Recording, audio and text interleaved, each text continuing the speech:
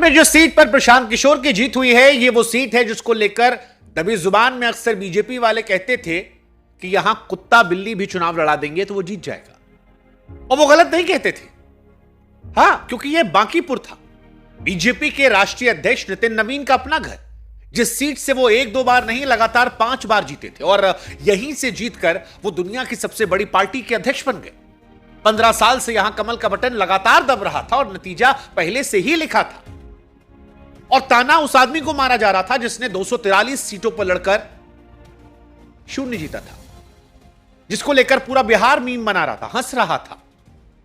और आप में से भी कई लोगों ने प्रशांत किशोर का मजाक उड़ाया होगा, उड़ाया है, सबने उड़ाया भाई। और प्रशांत तब खुलकर कहते थे कि मैं मरा नहीं हूं, अभी जिंदा हूं। अभी मैं मरा नहीं हूं, अभी नहीं मरा हूं, जब मर जाऊंगा तो फिर लिखना अभी मरा नहीं हूं। और अब इस लाइन का मतलब समझ में आता है। आज पटना के गिनती वाले हॉल में राउंड द राउंड वही मजाक भारी पड़ता गया। जैसे पंचायत में आपको याद होगा, याद है आपको, विधायक जी हार गए थे और सामने वाली पार्टी जीत गई थी। आज प्रशांत किशोर के समर्थक भी वैसे ही डांस कर रहे हैं, टक टक टक टक टक टक टक टक टक टक टक, और सवेरे से कर रहे हैं और कह रहे हैं कि आज सावन के सोमवार के दिन बाबा का आशीर्वाद मिल गया। पहले राउंड में मिला, दूसरे राउंड में मिला, चौथे में मिला, 10वें में मिला, मिलते ही मिलता चला गया। और यह कहानी वैसे ही है जैसे मोहल्ले का एक सबसे कमजोर लड़का हो और वो सीधे आए और पहलवान के अखाड़े में घुसे और जो सबसे मजबूत पहलवान हो उसको पटक दे। एक तरफा मुकाबला है। जब जब आपको लगता है कि आप बिहार को समझ गए हैं, बिहार आपको झटका देता है। आज प्रशांत किशोर वही के हैं। इसलिए आज हम चर्चा इस बात पर नहीं करेंगे पीके जीते कैसे, सवाल यह करेंगे कि बीजेपी के राष्ट्रीय अध्यक्ष अपना घर कैसे हार गए और इस हार के मायने क्या है प्रशांत किशोर के लिए भी और बीजेपी के लिए भी। और आरजेडी वाला जो कमबैक करने कह रहा था वो 3 नंबर पर चला गया। तो क्या आरजेडी पार्टी के तौर पर भी आगे मुश्किल में जाएगी? मॉरल विक्ट्री होती गुरु कुछ। पीके भी अजगर हैं, सबको सीखना जिताए थे, अपना नहीं जीत पाए थे, इसी के लिए मजाक चल रहा था। तमिलनाडु में विजय भी क्लीन स्वीप कर गए थे इन्हीं की अगुवाई में। तो लोग ये भी चर्चा कर रहे हैं कि आरजेडी वाले क्या होगा,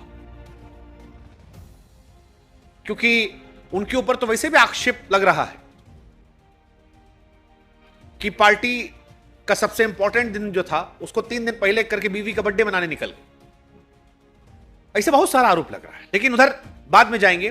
पहले समझेंगे कि वो 3 चीजें कौन सी हैं जो पीके ने इस बार अलग की, और वो झटका जो भाजपा को नहीं किसी और को लगा है। और आज पूरा हिसाब करेंगे एक एक करके, और पूरा बिहार से हम कह रहे हैं, पूरा यूपी से हम कह रहे हैं कि इस खबर को देखिएगा, पूरा समझिएगा। ये नहीं कि खाली पीके पीके पीके कर दीजिएगा, खबर समझिएगा भाई। थोड़ा समझेंगे तो एनालिसिस करने में हमको ही मजा आएगा। पार्टी प्रचार थोड़ी कर रहे हैं, पॉलिटिकल एनालिसिस कर रहे हैं, इसलिए सुनिएगा, समझिएगा। आपके साथ मैं हूं शुभांकर, और इस सुनने समझने के पहले हमारा चैनल भी सब्सक्राइब कीजिए। देखता करोड़ों आदमी है और फॉलो करने की बारी आती है 10 करते हैं। अरे भाई अच्छे से कीजिए ना, हमको भी सपोर्ट कीजिए। व्हाट्सएप चैनल हमारा लिंक दे रखा हमने डिस्क्रिप्शन में, उस पर आइएगा, जुड़िएगा, हमारा आपका दोस्ती थोड़ा स्ट्रांग होगा। अब बात करते हैं कि बांकीपुर भाजपा के लिए इतना पक्का क्यों था। तो ओपनिंग में हमने बताया था ना, कुत्ता भी यहां लड़िए जीत जाता है। वो जो ताना मार रहे थे वो गलत नहीं थे, सही थे। पटना का दिल है भाई बांकीपुर, गांधी मैदान से सटा इलाका, पढ़े लिखे लोग, दुकानदार, नौकरी पेशा, वो इलाका जहां शाम को चाय की दुकान पर राजनीति उबलती है और वोट हमेशा एक तरफ गिरता है। 2010 से यहां एक ही चेहरा जीतता है, नितिन नवीन। सफेद कुर्ता, माथे तिलक, पटना की गलियों में जाना पहचाना आदमी, और उससे पहले उनके पिताजी यहीं जीतते थे। यानी ये सीट पार्टी के लिए सीट थोड़ी थी, घर की बैठक थी कि यहां तो हम जीते, यहां कौन सा टेंशन है। दादा परदादा के जमाने से अंगत कप है, जिसे हिलाने की हिम्मत किसी में नहीं थी। फिर हुआ ये कि नितिन नवीन की किस्मत अचानक से उछाल मार गई। ऐसा लगा कि सीधे सरस्वती जी आशीर्वाद दे दी, लक्ष्मी जी भी दे दी, शंकर जी भी दे दी, आओ बच्चा। मतलब जिस मोदी जी के सामने शायद वो पहली सीट में बैठ ना पाते हो, वो अब कह सकते हैं कि मोदी हमारी पार्टी के कार्यकर्ता हैं, हम अध्यक्ष हैं। मोदी जी कहेंगे हमारे अध्यक्ष हैं, कहे भी हैं। और विधायक की छुट्टी लगने लगी। अब दिल्ली दिख रही थी, पार्टी ने राष्ट्रीय अध्यक्ष बनाया, तो फिर विधायक कहां रहेंगे, राज्यसभा चले गए और पीछे सीट खाली हो गई। अब पार्टी ने उन्हें राष्ट्रीय अध्यक्ष बनाया, राज्यसभा चले गए, और फिर पीछे ये सीट खाली, और भाजपा तो ये मान के बैठी थी कि भाई घर है हमारा, 15 साल का रिकॉर्ड है, जीत पक्की है, उतार दिया नीरज सिन्हा को। और सामने वो आदमी जो खत्म, फिनिश, टाटा गुड बाय, जिसका मजाक उड़ाता है पीके।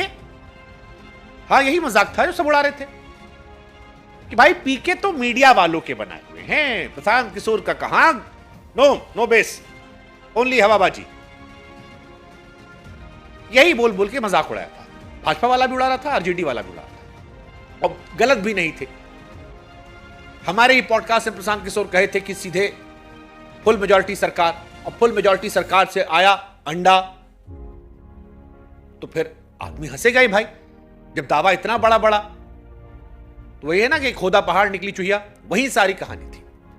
और जिसको नया तो याद दिला दे, नवंबर 2025, याद कीजिए, प्रशांत किशोर 2 साल से पैदल घूम रहे थे। जिस गांव में जाए लोग मुंह में लड्डू ठूस रहे थे, धूल धक्कड़ पदयात्रा, सारे टीवी चैनल पे छाए, सारे इंटरव्यूज में सबसे ज्यादा नंबर प्रशांत किशोर को, और 243 में 0, जमानत जब्त हो गई थी, मीम की बाढ़ आई थी, लोग कितना मजाक उड़ाए थे। दूसरों की दुकान चलाने वाला अपनी दुकान का शटर नहीं उठा पाया।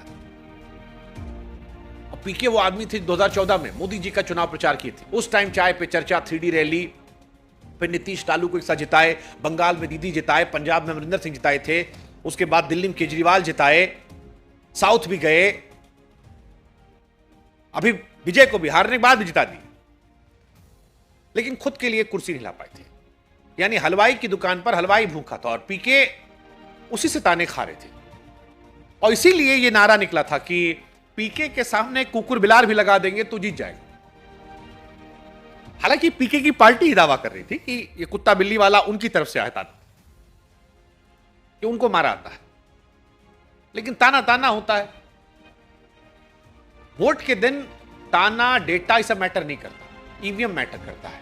ईवीएम से क्या निकला, और ईवीएम से जब पीके के लिए जीत निकली तो हमको पीके का वो बयान फिर याद आया कि अभी मरे थोड़ी हैं, जिंदा है भाई। अभी मैं मरा नहीं हूं, अभी नहीं मरा हूं, जब मर जाऊंगा तो फिर लिखना अभी मरा नहीं हूं। सुना, यही तेवर था। तो सवाल भी वही कि 9 महीने पीके क्या बदले। 3 चीजें ठीक की हैं, एक करके सुनाते हैं। इस बार 3 चीजें पीके ने अलग की, जिसकी वजह से पीके जीत गए। पहली चीज, इस बार दांव पर कार्यकर्ता नहीं था, खुद पीके थे। नवंबर में वो खुद नहीं लड़े थे, लड़वा रहे थे। इस बार अपना चेहरा, अपनी इज्जत, 30 साल करियर सब एक सीट पर रखा। हार जाते तो thank you so much, tata good bye, finish होने के एक तरफ और बढ़ जाते। कंप्लीटली इसलिए नहीं कह रहे हो कि राजनीति में कोई परमानेंट साइन ऑफ नहीं होता है, लेकिन फिर भी एक परसेप्शन तो बन ही आता कि खुद दो पहले पार्टी हरवा दी, अब खुद दो हार गए, कुछ नहीं है इनका। लेकिन जनता बताए कि उसका हिसाब किताब सीधा है, वो जुआरी को नहीं, अपनी जेब से दांव लगाने वाले को वोट देती है। दूसरी चीज, सीट का चुनाव। पीके चाहते तो कोई नरम सीट पकड़ती, जहां भाजपा पहले से कमजोर, लेकिन उन्होंने चुना सीधे शेर की मां, राष्ट्रीय अध्यक्ष का घर। अब इसका गणित समझिए। फिर हम कंजार हार जाते तो लोग कहते गढ़ था भैया बीजेपी का, हार गए।